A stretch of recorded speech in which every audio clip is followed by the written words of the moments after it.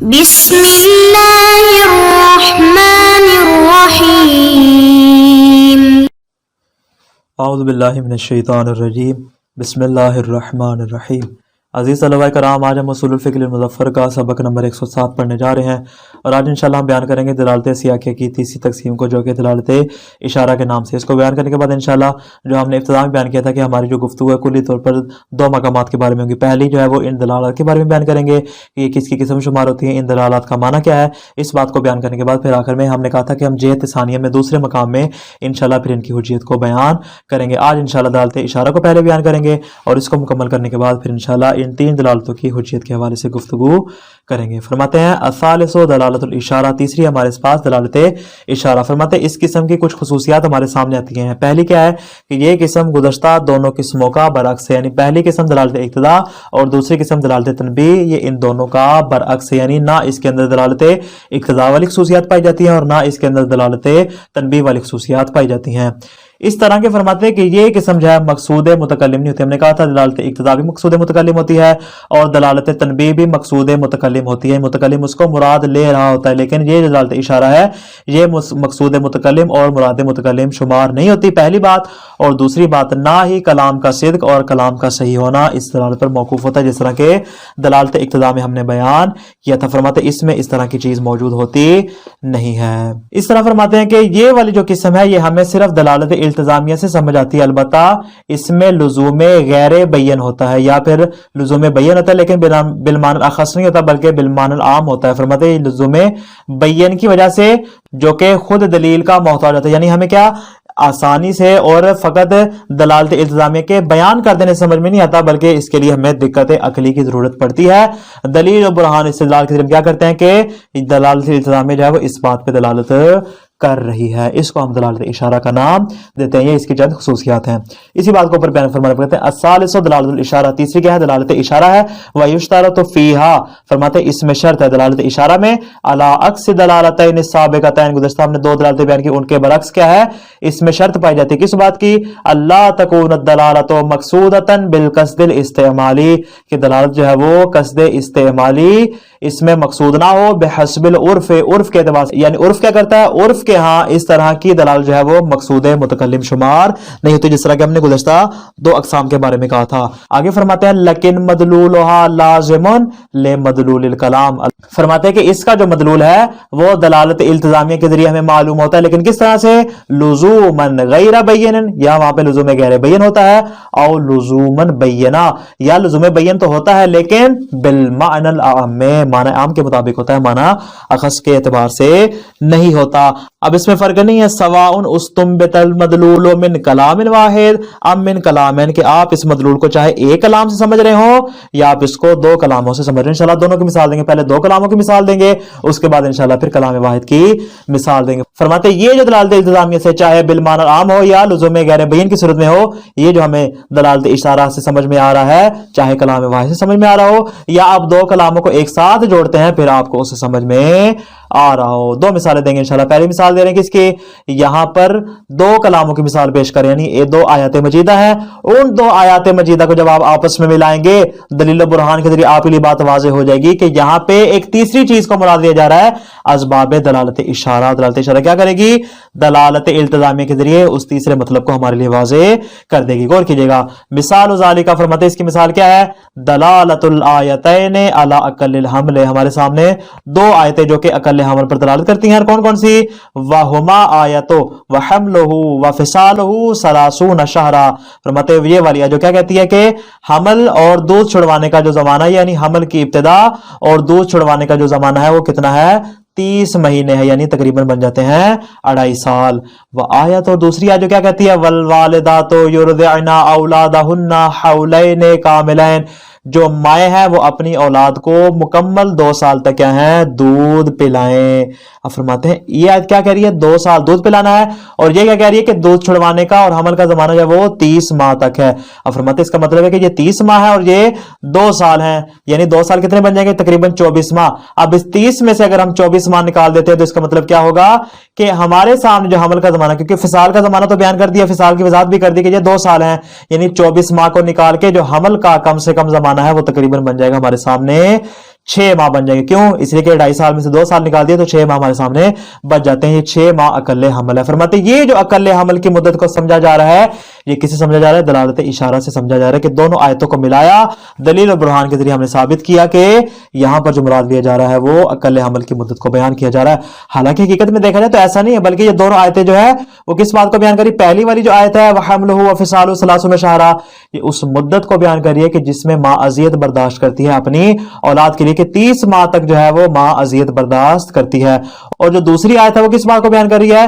कि जो मुद्दते रिजात है और जो दूध पिलाने का जमाना है उसकी मुद्दत जो है वो 2 साल है। 2 साल से ना ज्यादा, 2 साल से ना ही कम, पूरे के पूरे 2 साल। फरमाते इस बात को बयान कर रहा है, ऊपर वाला जो उस मशक्कत और अजियत को बयान कर रहा है असल में तो इस बात को बयान कर रहा है। लेकिन हमने क्या किया? हमने दोनों आयतों को मिलाकर दलालत इशारा से अकल हमल की मुद्दत को निकालिए। फइन्नहु बितरहिल हौलैन मिन 30 शहरा, 30 माह से जब हम 2 साल निकालेंगे, यकूनुल बाकी सित्तता अशहुर, फरमाते हमारे सामने 6 माह बाकी रह जाएंगे। फयुअरफु, दलालत इशारा से हमें मालूम हो जाएगा कि अन्नहु अकलुल हमल, के अकल हमल जो है वो कम से कम 6 माह हमारे सामने आ जाता है। यहां तक बात होगी मुकम्मल। ये जो हमने मिसाल दी ये है 2 कलामों की, हमने 2 आयतों को मिलाया, 2 कलामों को मिलाया और उससे हमने क्या किया? दलालत इशारा से नतीजा हासिल कर लिया। अब दूसरी मिसाल पेश कर रहे हैं, वो किसकी है? दूसरी मिसाल है जहां पे कलाम वाहिद से समझ में आ रहा हो दलालत इशारा। फरमाते कलाम वाहिद की मिसाल क्या है? मौला कहता है छत पे चढ़ जाओ, छत पे पहुंच जाओ। अब फरमाते कलाम वाहिद, इसका मतलब क्या है कि तुम्हारे लिए मौला की इताअत करना वाजिब है, छत पे जाना वाजिब है। लेकिन छत पे कैसे चढ़ोगे? क्या ऐसे ही छलांग मार के चढ़ जाओगे? फरमाते ना, छत पे जाने के लिए हमें सीढ़ी की जरूरत पड़ेगी। क्यों? सीढ़ी के बगैर छत पे जाना मुमकिन नहीं है। बस छत पे जाना क्या हो जाएगा? जिल मुकद्दमा हो जाएगा और सीढ़ी उसका मुकद्दमा हो जाएगा। सीढ़ी होगी तो छत पे जाएगा, वरना इस पे जाना मुमकिन नहीं। तो इसका मतलब क्या है? यहां यानी जो हमें दलाल समझ में आ रही है मुकद्दमा की, ये हुक्म असली नहीं है बल्कि हुक्म तबई है। क्यों? बराह रास्त जो हुक्म दिया जा रहा है असली वो क्या है? छत पे जाने का।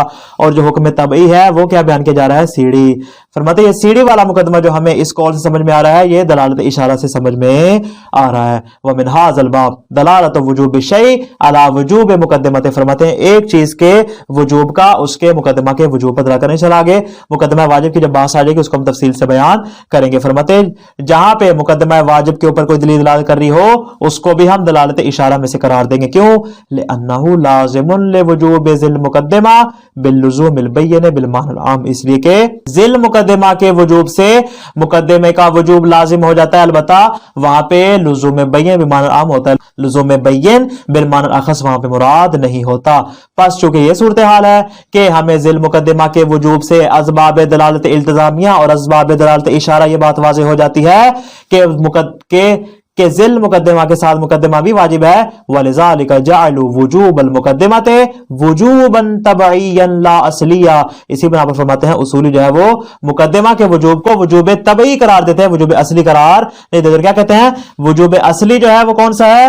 वो खुद ज़िल मुकद्दमा है। अलबत्ता जो मुकद्दमा खुद है फरमाते हैं वो असबाब तब जो है वो इसके लिए वाजिब शुमार होता है उसकी इत्तिबा में। लिअन्नहु लैसा मदलूलन लिलकलाम बिल क़स्द, इसलिए क्यों हमने कहा था दलालत में जरूरी है कि वो मकसूद मुतकल्लिम हो। और दलालत इशारा की इब्तिदा में क्या बयान किया कि ये वो वाली दलालत है जो कि मकसूद मुतकल्लिम शुमार होती नहीं है। पास चूंकि मकसूद मुतकल्लिम नहीं है लिहाजा इसको हम असली दलालत करार नहीं देंगे, इसको वाजिब असली करार नहीं देंगे। इसी बिना पर हमने वाजिब मुकद्दमा को भी दलालत असली से खारिज करार दे दिया। और कहां से मालूम होता है? व इन्नमा युफहमु बित्तबई ऐ बिदलालतिल इशारा, फरमाते हैं ये बतौर तब मालूम होता है यानी दलालत इशारा से मालूम होता है, खुद दलालत असलिया से हमें मालूम नहीं होता। बस क्या नतीजा निकला कि ज़िल मुकद्दमा से जो हमें वाजिब समझ में आ रहा है वो दलालत इशारा से समझ में आता है, बराह रास्त उसके लिए हुक्म मौजूद नहीं होता। क्यों? इसलिए कि वो मकसूद मुतकल्लिम ही नहीं होता। यहां तक बात हमारी मुकम्मल होगी जहत उला के बारे में कि हमने तीनों दलालतों की मुकम्मल तौर पे तफसीर और मिसालों के साथ आपके लिए वाज़ेह कर दिया। अब फरमाते हैं कि अब बात है जी हुज्जियत की। यहां सबसे पहले तो सवाल ये उठेगा कि जनाब आपने खुद कहा था कि हुज्जियत के हवाले से जो तफसील है वो कहां पे आएगी? वो इंशाल्लाह बाब सालिस में आ जाएगी, जो उसूल फिक़ह का तीसरा हिस्सा है उसमें इंशाल्लाह आ जाएगी। फरमाते हैं आप फिर यहां हुज्जियत की बात क्यों कर रहे हैं? इसका जवाब भी वही जो हमने उसूल लफ्ज़िया का दिया था। हमने कहा था कि हम हुज्जियत का मनात बयान करें कि आया ये जो ज़ुहूर अल्फाज है आया हमारे लिए हुज्जत है, किस एतबार से हुज्जत है। जब ये बात हमारे लिए वाज़ेह हो जाएगी फिर हम आगे बात करेंगे इसकी तफसील के साथ कि आया ये हुज्जियत हमारे लिए साबित है तो किस अंदाज से साबित है, अगर नहीं साबित साबित है, तो क्यों साबित नहीं। फरमाते ये हमारे सामने कुली तौर पर दलालत की 3 किस्में आती हैं। फरमाते इन 3 किस्मों के बारे में सवाल उठेगा कि ये जो तीनों दलालतें हैं, आया असबाब ज़वाहिर अल्फाज हुज्जत हैं, यानी अल्फाज के ज़वाहिर की वजह से हम इनको हुज्जत करार देते हैं, या असबाब मुलाजिम अकलिया। क्यों? इसलिए कि तीनों में दलालत इल्तिजामिया होती है, लेकिन दलालत इल्तिजामिया बिलुज़ूम बैयन बे अलबत्ता इनमें जो दलालत होती है वो दलालत इल्तिजामी होती है, लेकिन बिलमानुल आम होती है, बिलमानुल अखस होती नहीं है। फरमाते आया वो लाज़िम अकली जो है वो इनकी हुज्जियत को साबित करेगा, या ज़वाहिर अल्फाज की सूरत में इनकी हुज्जियत हमारे लिए साबित होगी। मुसन्निफ़ फरमाते इसमें थोड़ी सी तफसील है। तफसील किस अंदाज से? फरमाते जहां तक ताल्लुक है पहली 2 किस्मों का, यानी दलालत इक्तज़ा और दलालत तनबीह, जहां तक इन दोनों का ताल्लुक है, फरमाते इनमें हमारे सामने 2 सूरतें आ जाती हैं। कौन कौन सी? फरमाते अगर तो दलालत इक्तज़ा और दलालत तनबीह का ज़ुहूर उर्फी हमारे नज़दीक साबित हो, या उर्फ इसको इस्तेमाल कर, और उर्फ क्या कहते हो कि हाँ इस तरह की दलालत का ज़ुहूर होता है, फरमाते तो असबाब ज़वाहिर ये हमारे लिए हुज्जत होंगे। लेकिन अगर इनका ज़ुहूर उर्फी हमारे नज़दीक साबित ना हो, तो फरमाते उस सूरत में ये हमारे लिए हुज्जत भी नहीं होंगे। ये बात होगी दलालत इक्तज़ा और दलालत तनबीह की। जहां तक ताल्लुक है दलालत की तीसरी किस्म का, दलालत इशारा का, फरमाते वो असबाब ज़वाहिर तो हुज्जत नहीं है, और उसको दलालत का नाम देना भी दुरुस्त नहीं है, लेकिन असबाब मुलाज़िमा अकली उसको इंशाअल्लाह फिर बाद में बयान करेंगे। फरमाते अल जिहतु सानिया हुज्जियतु हाज़िहि दलालत, फरमाते ये जो 3 दलालत हैं इनकी हुज्जियत हमारे लिए किस हद तक साबित होती है। अम्मा दलालतुल इक्तज़ा व तनबीह, जहां तक दलालत इक्तज़ा और दलालत तनबीह का, फला शक्का फी हुज्जियतिहिमा इन कानत हुनाका दलालतुन व ज़ुहूर, फरमाते अगर उर्फ के नजदीक इनका ज़ुहूर साबित है, ये पहली वाली बात, फरमाते कि इसमें कोई शक नहीं कि ये हमारे लिए हुज्जत करार पाएंगे। किस सूरत में? इज़ा कानत हुनाका दलालतुन व ज़ुहूर, अगर इनकी दलालत और ज़ुहूर हमारे नजदीक साबित हो जाता है। लिअन्नहु मिन बाब हुज्जियत ज़वाहिर, इसलिए कि ये हुज्जियत ज़वाहिर के बाब में से शुमार होती हैं। वला कलाम फी ज़ालिक, फरमाते इसमें तो किसी को शक व शुबह गुंजाइश नहीं, जब ये इनका ज़ुहूर साबित हो जाएगा पास हमारे लिए हुज्जत भी होंगी। फरमाते हैं ज़ुहूर साबित होने के बाद इनकी हुज्जियत के बारे में दोबारा से बहस नहीं की जाएगी, यहां तक तो बात होगी मुकम्मल। लेकिन अगर इनका ज़ुहूर उर्फी साबित ना, फरमाते ये हमारे फिर हुज्जत भी नहीं होंगे। लेकिन वह अम्मा दलालत इशारा, जहां तक ताल्लुक है दलालत इशारा का, फहुज्जियतुहा मिन बाब हुज्जियत ज़वाहिर महल्लु नज़रिन व शक्किन, फरमाते इनको ज़वाहिर के बाब से हुज्जत करार देना महल नजर है और महल शक है। और फरमाते हैं यहां तक हुज्जियत की तो बात दूर की रहेगी, हम इसको दलालत का नाम करार देने में भी शक व शुबे के शिकार हैं। क्यों? इसलिए कि इसको दलालत का नाम देना में, जिस हमने इब्तिदा में कहा था दलालत की 2 किस्में हैं, दलालत तसव्वुरिया और दलालत तस्दीकिया, और फिर हमने कहा था दलालत तस्दीकिया नाम की असल कोई चीज होती नहीं है। फरमाते यहां पर भी यही सूरत आ जाएगी, जिस हमने कहा था चूंकि दलालत तसव्वुरिया मकसूद मुतकल्लिम नहीं होती, लिहाजा हमने कहा था ये हुज्जत भी नहीं होगी और इसको दलालत का नाम भी नहीं दिया जा सकता। इसी तरह फरमाते हैं कि दलाल की तारीफ क्या है? दलाल की तारीफ ही ये है कि जो मकसूद मुतकल्लिम हो, और दलालत इशारा में हमने क्या कहा था कि यह मकसूद मुतकल्लिम होती नहीं है। जब मकसूद मुतकल्लिम नहीं होती, लिहाजा इसको इशारे का नाम भी नहीं दिया जा सकता। आगे फरमाते हैं अन्ना तस्मियतहा बिद्दलालते मिन बाबिल मुसामहा, फरमाते हैं इसको दलालत का नाम देना असबाब मुसामहा है, यानी हम क्या करते हैं इसको भी इनके साथ शामिल करके इसको दलालत का नाम दे देते हैं। हालांकि हकीकत क्या है? हकीकत इसके बरक्स है। इज़िल मफरूज अन्नहा गैरु मकसूदतिन, फरमाते हैं कि हमने क्या बताया था, हमने इब्तिदा में ये कहा था कि ये पहली 2 किस्मों का बरक्स है। क्या मतलब? हमने कहा था दलालत इक्तज़ा भी मकसूद मुतकल्लिम होती है, और जो दलालत तनबीह है वो भी मकसूद मुतकल्लिम होती है, लेकिन जो दलालत इशारा है वो मकसूद मुतकल्लिम नहीं होती। हमने कहा था मकसूद मुतकल्लिम नहीं है।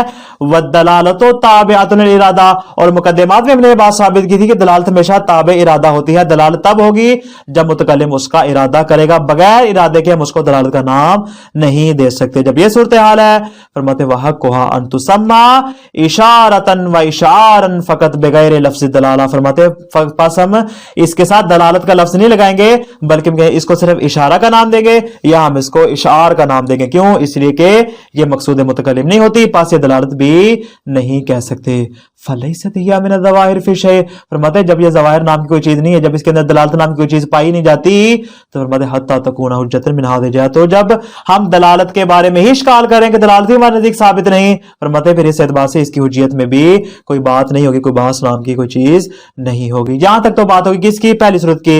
यानी हमने कहा था हमारे सामने 2 सूरतें हैं। हमने जब सवाल उठाया तो हमने कहा था कि आया ये जो तीनों दलालतें हमारे सामने आती हैं, आया असबाब ज़वाहिर हुज्जत हैं या असबाब मुलाज़िमा मुलाजमा अकलिया, फरमाते जहां तक ताल्लुक है मुलाजमा अकलिया का, उसमें हम थोड़ी सी गुंजाइश निकाल सकते हैं, अलबत्ता वो भी किस सूरत में, उसमें हमने शर्त लगाई है। शर्त क्या है कि अगर हमारी अकल मलजूम का इदराक कर लेती है और मुलाजमा का भी इदराक कर लेती है तो उस सूरत में दलालत इशारा जो है वो हमारे लिए साबित हो जाएगी। इसी बात को बयान फरमाने कहते हैं नाम ही हुज्जतुन मिन बाबिल मुलाजमतिल अकलिया, फरमाते इसको असबाब मुलाजमा अकलिया हुज्जत करार दे सकते हैं। हैसो तकून मुलाजमा, इस सूरत में कि वहां पे मुलाजमा का इदराक भी हो, यानी अकल इस बात का इदराक कर ले कि यहां पे मुलाजमा पाया जाता है। वही अगर मुलाजमा नहीं होगा फरमाते दलालत इशारा नाम की वहां पे कोई चीज मौजूद नहीं होगी। फयुस्तकशफु मिनहा लाजिम, फरमाते इस मुलाजमा की वजह से क्या हो जाएगा, हमें उसका लाजिमा मालूम हो जाएगा।